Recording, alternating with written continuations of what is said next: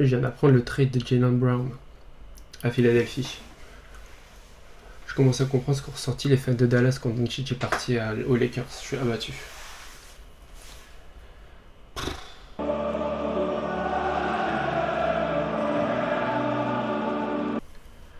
Amis Gunners, bienvenue dans cette nouvelle vidéo. J'espère que vous allez bien dans vos têtes et dans vos cœurs. On se retrouve pour faire un petit point mercato, même un gros point mercato je pense. Il y a pas mal de choses à discuter depuis la dernière vidéo. La dernière vidéo c'était sur les attaquants, du coup on était encore dans les rumeurs entre Croupi et Alvarez. Il s'est passé pas mal de choses sur ce point ces dernières semaines. Pas beaucoup au niveau des attaquants, mais il y a pas mal sur d'autres postes. Donc on va essayer de ratisser un petit peu tout ça. On va aller poste par poste, comme ça va permettre de faire monter un petit peu le truc pendant la vidéo. Si vous êtes là, likez, partagez, tout ce que vous voulez. Rejoignez-moi sur Twitter, on s'amuse bien là-bas aussi avec les fans d'Arsenal contre les Hops, donc contre toute l'Angleterre. Au final, même contre toute l'Europe, j'ai appris qu'on avait des bifs avec des clubs, je savais même pas. Enfin bref. Petite parenthèse Coupe du Monde, on disait que les joueurs d'Arsenal étaient des system players. En attendant, il n'y a pas un seul joueur d'Arsenal quasiment qui performe pas. Martinelli qui délivre le Brésil, Trossard qui est les rejeunes d'Eden Hazard, Gabriel toujours aussi solide qui fait même des passes décisives, Saliba qui est le meilleur défenseur du monde.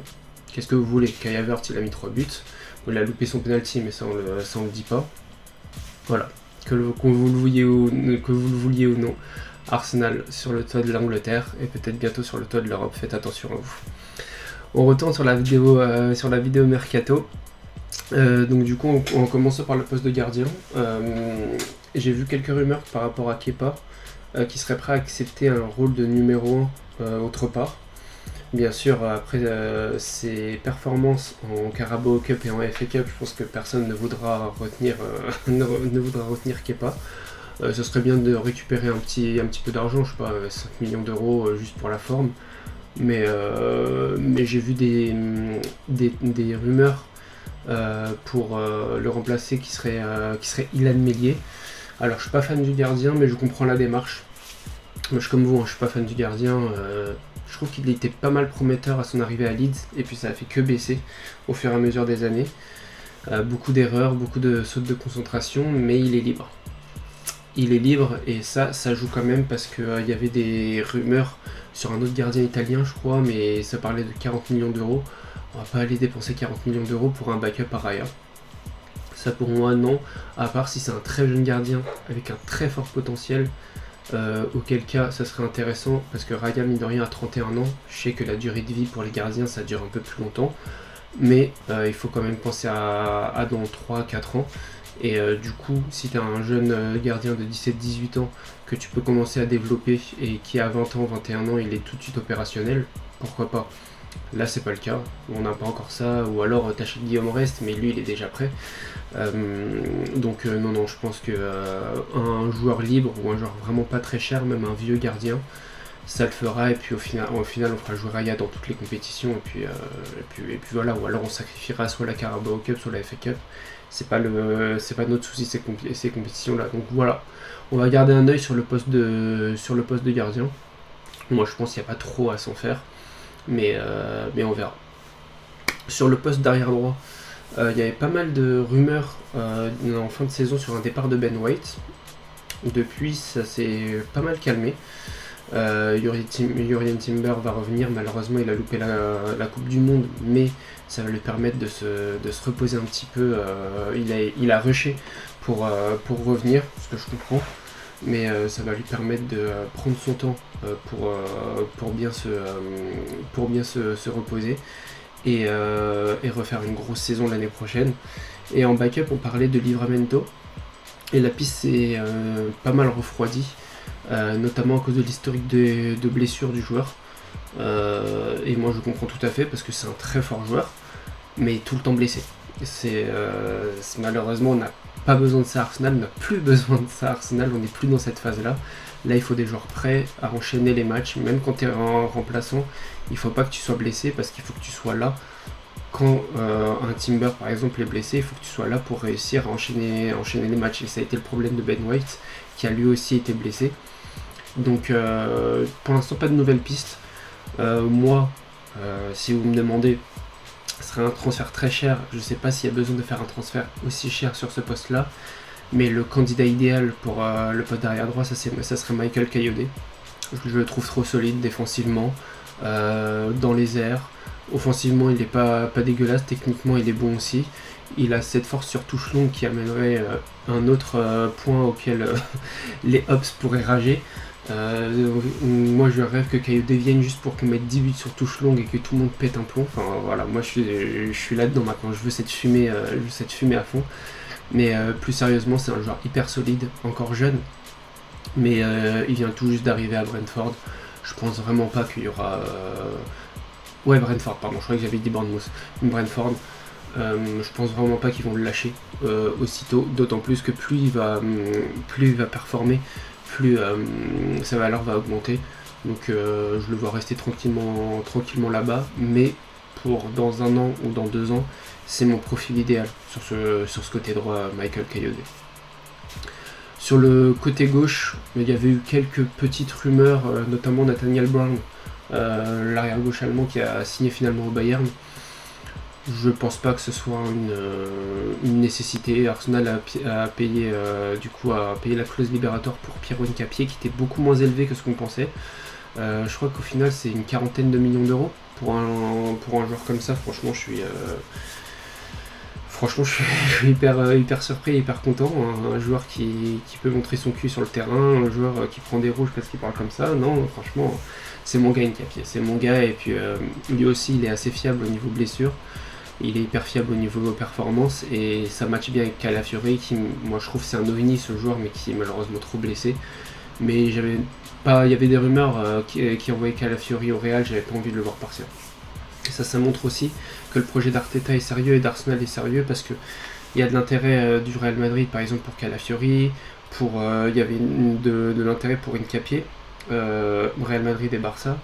De l'intérêt pour le Real Madrid pour William Saliba, et les joueurs veulent rester.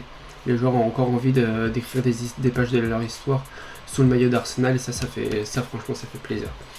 Et donc j'en ai parlé, Saliba, il y a eu quelques petites rumeurs, mais franchement là la dernière que j'ai vue c'est le Barça qui serait intéressé pour une offre de 150 millions. Non, même 150 millions, Saliba, non, ça bouge pas. Saliba, Gabriel, Mosquera, tout ça bouge pas. Donc non, on va rester avec notre défense quasi similaire. Je pense qu'il y aura quand même un petit ajout à faire à droite, parce que Ben Weiss, là, il a une grosse blessure. Je pense qu'il arrive vraiment en fin de cycle à Arsenal. Et du coup, peut-être un arrière droit à aller chercher. Là, j'ai pas de nom en tête. Ce sera peut-être un joueur que j'ai pas trop sous le radar. Il y a le joueur Munoz par exemple de Crystal Palace qui est pas mal, mais bon, on connaît les transferts entre clubs de première ligue, les enchères elles montent toujours plus. On va en parler pour le prochain poste d'ailleurs, mais voilà, je pense qu'on va rester avec la même défense, avec peut-être un petit ajout à droite. On passe au poste de milieu de terrain. Je m'étire un petit peu, parce que là, on a des choses à dire. J'hésitais à en faire une vidéo complète sur le poste de milieu de terrain. Peut-être que j'aurais dû, parce qu'il y a beaucoup de choses à dire. La première chose à dire, c'est que j'en veux à Arteta pour la façon dont il a géré le cas de Christian Norgard. Alors, c'est pas le joueur qui allait révolutionner le jeu d'Arsenal, ça on est d'accord. C'est pas le joueur qui allait faire fondamentalement gagner le titre de la Ligue des Champions Arsenal, mais je trouve que c'était un joueur, un Premier League proven player.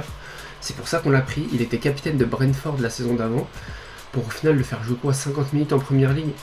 Non, pour moi il y avait des matchs, surtout en fin de saison, où Zubimendi commençait à vraiment être cramé, mais Zubimendi ça fait depuis février qu'on voit qu'il commence à être cramé, où il aurait pu le mettre.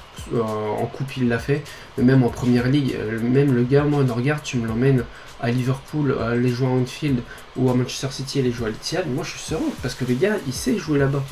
Il a l'habitude de le faire, donc il va sûrement partir après une seule saison. Humainement, ça me fait mal. Vous savez, moi je suis pas trop dans les sentiments, mais quand même,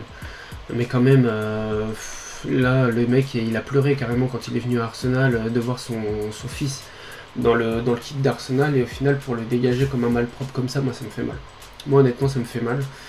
Et je sais qu'en fin de saison, du coup, ça a permis que Lewis Kelly il step up et il prouve qu'il est vraiment plus un milieu de terrain qu'un arrière gauche. On n'oublie pas que c'était un repositionnement de Miles Lewis Kelly en arrière gauche, parce qu'il y a beaucoup de gens qui disent ah oui mais nouveau poste pour Lewis Kelly au milieu de terrain. Les gars, allez voir sur la chaîne YouTube d'Arsenal, il y a un excellent documentaire qui suivait le parcours de l'équipe U18 d'Arsenal, je sais plus si c'était en championnat ou en FA Cup. Et dedans, il y avait Ethan Moneri, il me semble. Il y avait.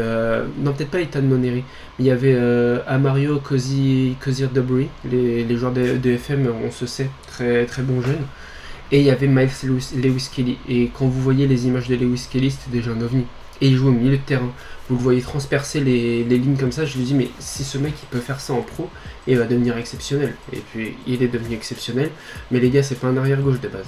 C'est pas un arrière-gauche. Branchez-vous sur ce documentaire avec Jack Wilshere en manette. Et franchement, c'était sympa. Et ça vous permettra de voir d'où vient Miles Lewis Kelly. Mais tout ça pour revenir au poste de milieu de terrain. On se garde le cas de notre capitaine pour la fin de la vidéo.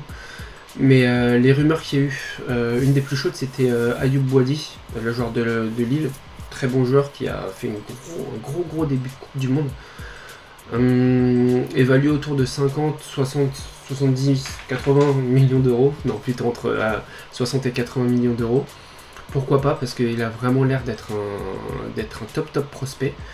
On voit quand même qu'Arsenal recherche maintenant recentrer sa recherche sur ce poste de 6-8.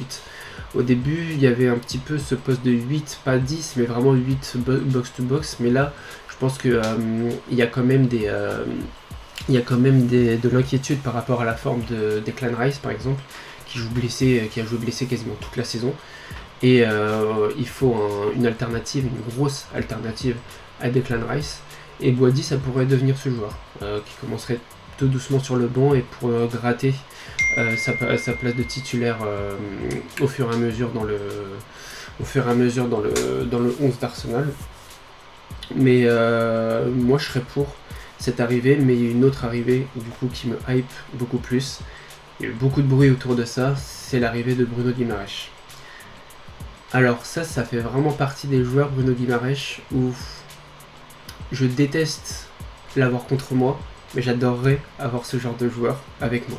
Si vous suivez le basket, il y a un joueur qui s'appelle Draymond Green qui joue aux Warriors. C'est exactement la même chose. Tu le détestes avoir dans l'équipe en face, mais par contre quand il est avec toi, tu kiffes. Et Guimaraes, niveau mentalité, niveau hargne, c'est ça. Mais par contre niveau qualité, il a tout. Niveau qualité, il a tout. Moi, avant que Arsenal prenne Thomas Partey, j'étais dans le train de prendre Bruno Guimaraes. Parce que franchement, on a vu à la Coupe du Monde, vous avez vu sa passe décisive sur Martinelli. Sensationnel. Sensationnel, donc il peut être bon quand même assez haut sur le terrain. Et lui, il a vraiment cet ancrage au poste de 6 qui est vachement intéressant. Donc moi, honnêtement, je foncerai sur lui. D'autant plus qu'on parle d'une valeur autour de 70-80 millions d'euros.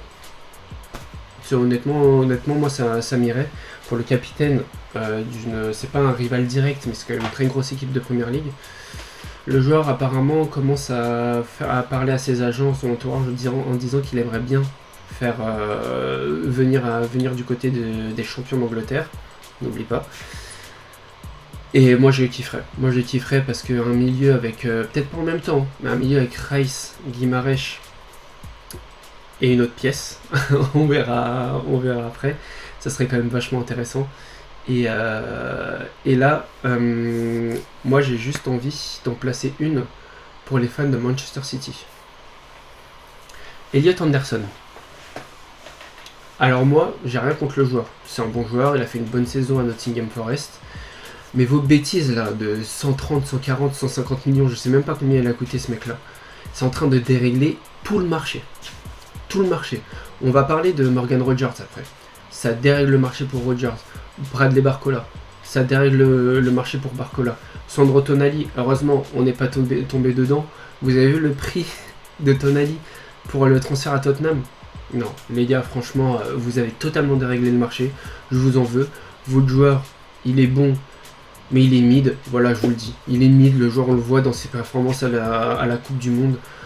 C'est pas un joueur à 130-140 millions d'euros, je vous le dis comme ça, c'est pas Declan Rice, ça sera jamais Declan Rice ce joueur-là. Il sera jamais aussi fort que Declan Rice, il sera jamais top 5 à son poste. Déjà en première ligue et encore moins un top 5 européen, encore moins un top 5 mondial. Vous avez juste payé ce prix pour dérégler le marché de tout le monde. Franchement, je vous en veux. Déjà que j'aime pas Manchester City, là ça me donne encore une autre raison de pas les aimer. Donc franchement, je suis dégoûté. Je suis dégoûté parce que maintenant, tu as des Newcastle qui demandent des 120 millions pour Tonali, des Aston Villa qui demandent 150 millions pour Morgan Rogers. De tout ça à cause de qui? Elliot Anderson, parce qu'ils voient ce transfert-là, ils se disent bah, pourquoi pas nous? Et je les comprends en vrai. Donc non, les fans de Manchester City, on n'est définitivement pas ensemble. Gardez votre Elliot Anderson, vous allez faire une Grealish avec, et puis on se revoit dans 2 ans. Il va être prêté à Nottingham Forest, ça se trouve, et puis on n'en parlera plus. Et quand je vois toutes ces rumeurs, autour d'un 6, d'un 8 à Arsenal, bien sûr ça fait penser à Martin Odegaard, mais bon là c'est plus pour le poste de 8-10.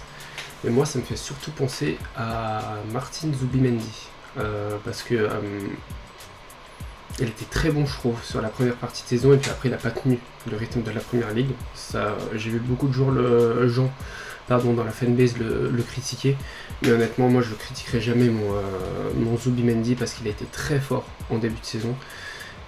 C'est sa première saison, il faut qu'il prenne le rythme aussi.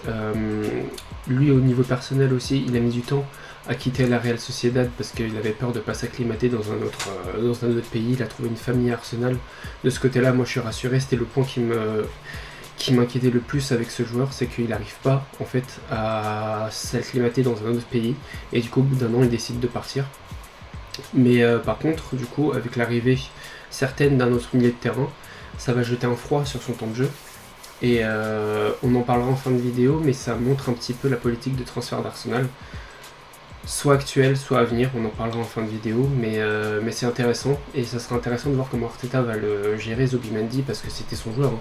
Arteta il voulait absolument faire venir Zubimendi, ça faisait 1 an ou 2 qu'il le draguait, il l'a pris au nez à la barbe de Liverpool. J'en suis très content, et hâte de voir ce que ça va donner dans l'année prochaine, le temps de jeu de Zubimendi, surtout s'il y a un Guimarães qui arrive, parce que pour le coup Guimarães il va pas venir pour être sur le banc. Un Boadi on pourra peut-être le mettre sur le banc pendant une dizaine de matchs, et encore, parce qu'il est très costaud, très costaud ce joueur, mais voilà, ça offre différentes options aussi, parce que si Arsenal prend un Boadi, ça sera peut-être pour jouer un petit peu plus haut, et du coup Rice sera replacé vraiment en 6. Enfin voilà, il y a plein de choses intéressantes, mais Zubimendi à garder en tête. Le poste d'ailier gauche, j'en ai fait une vidéo, vous pouvez aller voir dans mes vidéos précédentes. J'ai fait une longue vidéo sur le poste d'ailier gauche. On a vu pas mal de rumeurs, il y avait du Leao, il y avait du Barcola, il y avait du Rogers. On s'est acheminé de plus en plus vers Morgan Rogers, mais là j'ai vu le prix dans ma vidéo. Spoiler alert, je vous dis que Rogers à 100 millions déjà, ça me saoulerait un petit peu. J'aurais préféré autour de 70-80 millions, je trouve qu'il reflète la valeur du joueur. À peu près ce qu'Arsenal en fait a payé pour Eberechi Eze. C'est ce que je disais. Pour moi, c'est à peu près au niveau qualité le même type, le même profil de joueur. C'est pas des cracks mondiaux, mais c'est des très bons joueurs. Donc moi je le voyais dans cette range là, j'ai vu 150 millions, j'ai cru que j'allais m'évanouir. Encore une fois, jurisprudence Elliot Anderson. C'est encore une fois, on en revient au même point. Je comprends Aston Villa, mais à ce prix-là, impossible. Impossible, faudra se rabattre sur une autre carte, qui apparemment pour Arsenal serait Bradley Barcola. Et puis là, j'ai vu 135 millions pour Bradley Barcola. J'ai failli refaire une syncope. Et puis après je suis allé dormir, et puis après je me suis mouillé la nuque, et puis j'ai vu qu'en fait c'était vraiment ce que le PSG pouvait demander. Et dans ce cas-là, pour moi autant garder Martinelli et Trossard. Non mais les gars, c'est pas possible. Je veux bien je suis le premier à dire que un transfert à 50 millions maintenant, c'était un transfert à 20 millions en 2010 par exemple. L'économie du foot a changé, elle est ce qu'elle est, on est d'accord. Mais faut pas abuser. Là, je pense que on va faire gonfler la bulle, et au bout d'un moment tout va exploser, parce que c'est ridicule les transferts. Alors moi je suis pas d'accord avec l'autre Domenech qui dit qu'il faut supprimer les transferts. mais juste il faut être raisonnable, c'est tout. On sait que les clubs ont de l'argent, notamment les clubs de première ligue, c'est pas une raison pour claquer des 100 millions pour n'importe qui. C'est pas une raison. Donc bon, je sais pas trop de quoi sera fait ce poste d'ailier gauche. Leao, il est allé se vendre partout, personne ne le veut, il va signer à Milan au final. Donc voilà, Trossard apparemment est quand même proche de signer à Beşiktaş. Donc je pense que c'est bien, 20 millions d'euros c'est correct. Je voyais des fans d'Arsenal qui étaient là à pleurer en disant non mais comment ça, Trossard 20 millions d'euros, il faudrait le vendre 50 ou 60 millions, les gars il a qu'un an de contrat restant. Il a 31 ans, Trossard, on va pas le vendre 50 millions, même dans cette nouvelle bulle spéculative. Déjà vendre un joueur 20 ou 25 millions d'euros à un an de la fin de son contrat, c'est pas mal. C'est vraiment pas mal, donc moi vous le savez, il faut complètement reshuffle cette aile gauche. Donc Martinelli out, Trossard out, mais maintenant il faut trouver des alternatives, ça c'est vrai, et ça c'est la difficulté. Donc si les pistes Barcola et Rogers sont totalement refroidies, il y a un joueur qu'on peut mettre à gauche qui est plus un attaquant, et ça me fait ma transition avec le poste d'attaquant. C'est Elie Junior Kroupi. Vous savez mon amour pour ce joueur, vous le connaissez. Maintenant, j'ai vu des rumeurs qui me plaisaient pas du tout. Bon, je vais leur donner leur fleur quand même. Tottenham fait une belle fenêtre de transfert. 99 millions d'euros pour Matheus Fernandes, c'est surpayé. Mais bon, c'est un bon joueur, j'ai rien contre lui. Hein, mais 99 millions d'euros, il faut pas déconner. Van Ecke pour 50 millions d'euros, ça c'est bon, ça c'est très très bon, très bon défenseur, moi j'aime beaucoup, très solide. Donc ça je valide. Sandro Tonali pour 70 millions d'euros. Bon, allez-y. Hein. Je pense que Tottenham peut-être voulait faire un petit peu, parce que Arsenal était dessus, hein. Arsenal était sur Tonali à un moment. Je pense que Tottenham a voulu faire comme Eze, a voulu rentrer dans la course en essayant de faire monter les enchères, sauf qu'Arsenal a dit allez-y, prenez-le à 110 millions. Il va parier, de toute façon, il va encore être suspendu pendant 3 ans. Et vous n'allez pas le voir, le joueur. Donc non, blague à part, c'est pas mal. C'est pas mal, mais c'est très cher. Moi, je trouve que c'est très cher payé. J'aime beaucoup le joueur. Hein. C'est un très bon joueur. 110 millions, 105 ou même plus de 100 millions pour Tonali, c'est énorme. C'est trop. C'est trop. Et puis, ils ont pris Dubravka libre, je crois aussi. Andrew Robertson, bon, c'est un cadavre, hein, Andrew Robertson. Si vous le mettez, c'est ça votre titulaire face à Saka, non, parce qu'il y a Udogi est très bon, mais si jamais il se retrouve face à Saka ou Madueke, il va se faire torturer, hein, le pauvre. Mais bon, il apporte son expérience, c'est ok. Donc ouais, des bons renforts pour aller en Europa League, je pense, l'année prochaine. Mais bon, ça reste Tottenham. Les problèmes sont plus profonds que l'effectif, je pense. C'est vraiment dans la culture du club, et ça on peut pas le changer. On a vu les coachs passer et dire la même chose, au bout d'un moment il y a des choses qui sont rédhibitoires. Ça dépense beaucoup, ça ira en Europa League, mais pas plus. Et on aura nos 6 points l'année prochaine comme on les a eu cette saison, tranquillement. Mais là où je voulais en venir, c'est que ce qui me plaît pas, c'est que je commençais à avoir des rumeurs de Kroupi à Tottenham. Et ça les gars, non. non, parce que autant vos Tonali, vos Van Ecke, etc. D'ailleurs, ils ont laissé partir Vuskovic à Brighton. Incompréhensible. Mais ok, pour moi, c'est vous faites ce que vous voulez, vous jouez là-bas. Mais par contre, quand on parle d'un joueur qui a la limite d'avoir un talent presque générationnel, on va dire, non, j'en fais beaucoup. Mais non, on va le dire, presque générationnel, il faut pas qu'il finisse à Tottenham. Il faut pas qu'il finisse à Tottenham. Juste un très bon joueur. Un très bon espoir qui a fini à Tottenham et qui maintenant est cramé, Mathys Tel. C'est pas trop ce que ça devient, Mathys Tel à Tottenham. Ça bégaye alors qu'au Bayern ça enfile des buts sur but en tant que remplaçant. T'arrives à Tottenham, tu performes plus, ils ont failli finir en 2ème division. Si Kroupi finit à Tottenham, dans 2 ans il va aller à Aston Villa, quoi. Non, moi c'est pas l'avenir que je veux pour mon crack générationnel, et il faut tout faire pour éviter qu'il aille à Tottenham. Je préférerais même qu'il aille au PSG plutôt qu'il aille à Tottenham, mais bien sûr moi je veux qu'il aille à Arsenal, parce que si on sait pas qui prendre à gauche, et j'ai vu que Bournemouth avait évalué la valeur de Elie Junior Croupier à 110 ou 115 millions. Je les mets. C'est totalement en contradiction avec ce que j'ai dit avant, j'en ai rien à faire. Je les mets. Parce que là, il y a des joueurs avec lesquels il ne faut pas blaguer avec ça. Imaginons, le record transfert, c'est 222 millions d'euros pour Neymar. On est d'accord que c'était trop. Demain, tu as 250 millions d'euros. Tu peux les mettre sur Lamine Yamal. Qui ne le fait pas? Personne. Bah, c'est la même chose pour Elie Junior Croupier. Tu as 110 millions d'euros. Tu les mets. Parce que le mec, ce qu'il va t'apporter après, derrière, ça va valoir tous les retours sur investissement. Tous les retours sur investissement. Je pense en fait que dans 3-4 ans, Croupier, il sera dans la caste des Lamine Yamal. En termes de niveau, je pense vraiment qu'il sera là. Donc il faut qu'il atterrisse à Arsenal, que ce soit en tant qu'attaquant, en tant qu'ailier gauche, je sais pas. Mais si vous êtes prêt à mettre 135 millions sur Barcola, gardez-les et mettez-les sur Elie Junior Croupier. Et les mettez pas sur Alvarez. Parce que, encore une fois, moi j'aime beaucoup le joueur. Alvarez, j'ai rien à dire là-dessus. Mais c'est juste que un joueur qui veut absolument venir au Barça, ce que j'entends, c'est son rêve de jouer là-bas.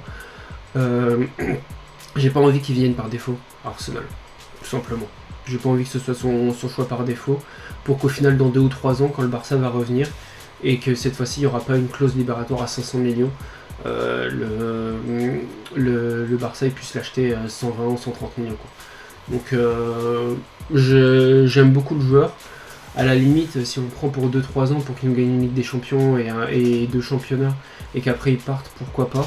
Mais c'est très spéculatif, c'est pas un buteur racé comme les Gyökeres par exemple en plus. Il fitterait plus dans le système, mais est-ce qu'il marquerait vraiment plus de buts? Est-ce qu'il ferait gagner plus de points? Je sais pas. Donc mitigé sur Julián Alvarez. Donc moi j'irai all-in sur Elie Junior Croupier. Donc voilà, je pense qu'on a fait à peu près le tour de toutes les rumeurs. Il y a un cas, comme je vous ai dit, que je voulais garder pour la fin de la vidéo, c'est Martin Odegaard. Alors moi, je vous le dis tout de suite, jusqu'à maintenant, peut-être encore, je suis dans le train Martin Odegaard. J'ai pas envie de le lâcher. Le joueur est trop fort, le joueur est trop vital, il représente trop le renouveau d'Arsenal depuis quelques années, le retour au sommet d'Arsenal.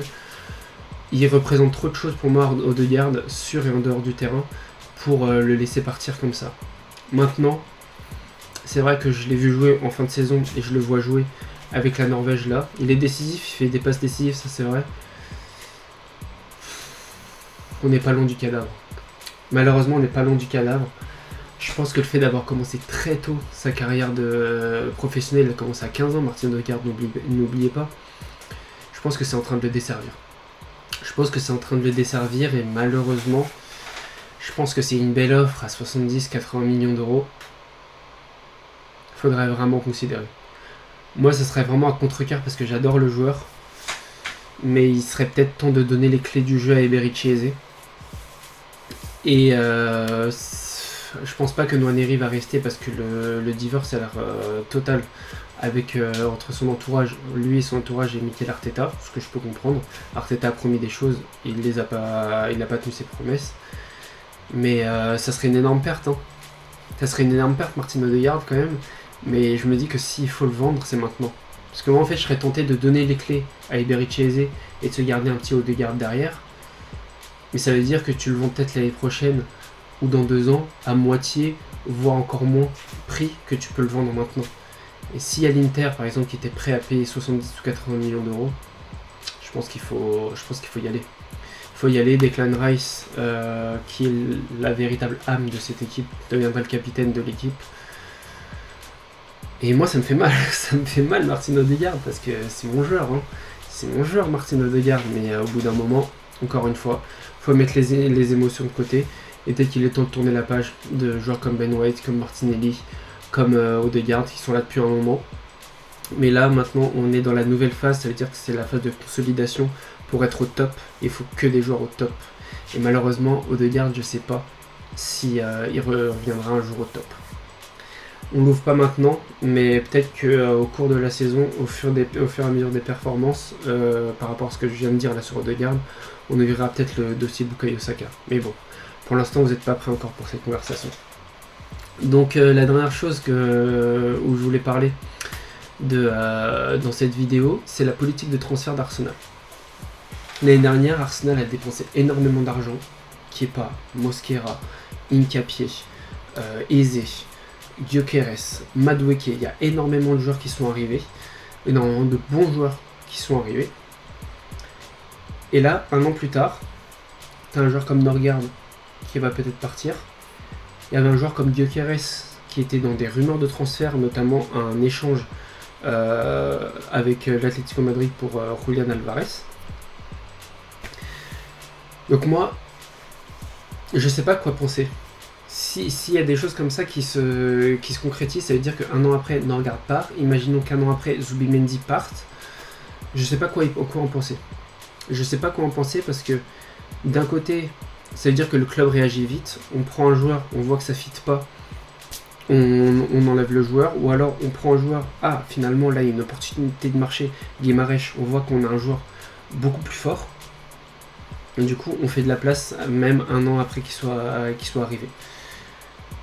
D'un côté c'est une bonne mentalité parce que ça montre quand même qu'ils veulent step up la qualité de l'effectif et que s'il y a un joueur qui amène plus de qualité à un poste, même si le gars est là depuis 6 mois ou un an, on peut le dégager. Maintenant, moi j'ai quand même un petit peu de mal, parce que ça voudrait dire qu'il n'y a plus de qualité au scouting d'Arsenal. Parce que moi j'aimerais bien que, de base, le scouting soit bien fait, dans le sens où le joueur que tu amènes, je veux qu'il soit performant et je veux que ce soit le joueur dont tu as besoin. J'ai pas envie que tu l'essayes pendant un an, que tu vois que ça ne fit pas, et qu'après tu le dégages. Comme avec Gyökeres. Moi je suis son premier défenseur avec Gyökeres, mais c'est évident que ça ne fit pas réellement avec la façon de jouer d'Arteta. Alors est-ce que Arteta va changer sa façon de jouer? Je sais pas, je pense pas. Mais je pense que ce qu'on a vu de Gyökeres cette année, on va voir un petit peu mieux l'année prochaine parce qu'il va être habitué à la Première Ligue et à la Ligue des Champions. Il a performé en Ligue des Champions. Mais je pense pas qu'on va voir 10 fois plus de la part de Gyökeres. Et ça c'est mon problème parce que en gros t'as l'impression qu'ils ont pris un joueur comme ça pour au final l'essayer, ils voient que ça marche pas et après le dégager. On n'est pas aux enchères, mine de rien c'est des humains puisque les joueurs, Gyökeres il a tout lâché, même sa meuf pour venir à Arsenal pour le dégager peut-être comme un malpropre. Ce qui m'a rassuré c'est que dans les rumeurs on a vu qu'Arsenal voulait pas se séparer de Gyökeres, notamment dans l'échange avec Julián Alvarez. D'ailleurs, pour tous ceux qui disent que Gyökeres c'est une pipe, il y a des rumeurs au Barça, il y a des rumeurs à l'Atlético, donc si c'était vraiment une pipe, il n'y aura aucun autre club qui serait intéressé par Gyökeres, donc calmez-vous un petit peu. Mais voilà, je sais pas si c'est la politique de Berta qui veut ça. Là, on a bien vu la politique, en tout cas de Berta. Il y a plein de rumeurs qui fusent du côté d'Arsenal.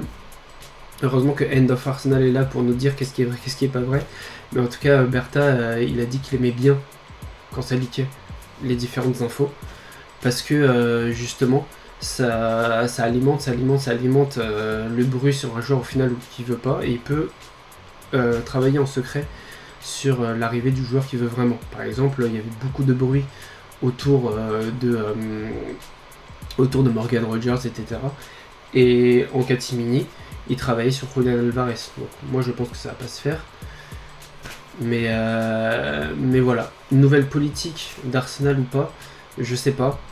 Mais moi ça me dérange un petit peu de se dire bon bah de toute façon on peut claquer 150 millions sur Morgan Rogers. Si ça fit pas, on le revendra 80 millions l'année prochaine à Manchester United.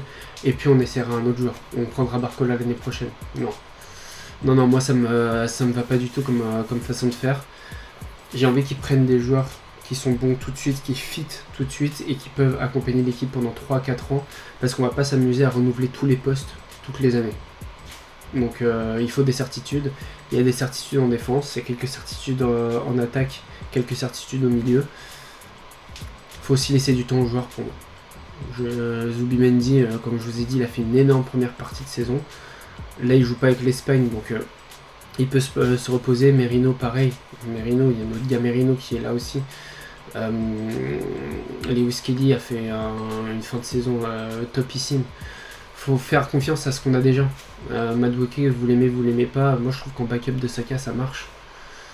Donc voilà. Je sais pas trop quoi penser de cette politique de transfert. Est-ce que c'est juste que les scouts d'Arsenal du coup sont pas bons et du coup il faut s'attendre à tous les étés à voir des rumeurs ou voir des joueurs arriver à des postes où il y a un mec qui est arrivé un an avant pardon, ou si c'est juste une politique de poker menteur et au final là il est en train de nous concocter une cook un Guevara et un Vini Junior à gauche. Allez voir si vous voulez mon avis sur Vinicius, allez voir ma vidéo sur les ailiers gauche. J'en dirai pas plus. Voilà, on est arrivé au bout de la vidéo, je pense. Merci d'être resté jusqu'au bout. Dites-moi ce que vous pensez un petit peu de la situation d'Arsenal, parce qu'il y a beaucoup de rumeurs, mais en attendant, il n'y a pas beaucoup de concret. Que ce soit au niveau des ventes ou au niveau des achats, j'aimerais bien qu'il y ait plus de concret. Maintenant, quand je tourne la vidéo, on est le 2 juillet. J'aimerais bien que d'ici fin juillet, il y ait au moins un ou deux joueurs qui soient arrivés, au moins un ou deux joueurs qui soient partis, pour que, au moins des transactions soient faites, pour montrer quand même qu'Arsenal est actif, et montrer qu'on va se renforcer encore pour aller chercher un nouveau titre d'Angleterre, et aller chercher ce titre européen qui nous tend les bras, parce qu'il y avait penalty sur Madueke. Likez la vidéo, partagez, j'espère que vous avez apprécié. C'était l'Arsenalien pour vous servir, et n'oubliez pas, England is red. Et bientôt, la France sera sur le toit du monde.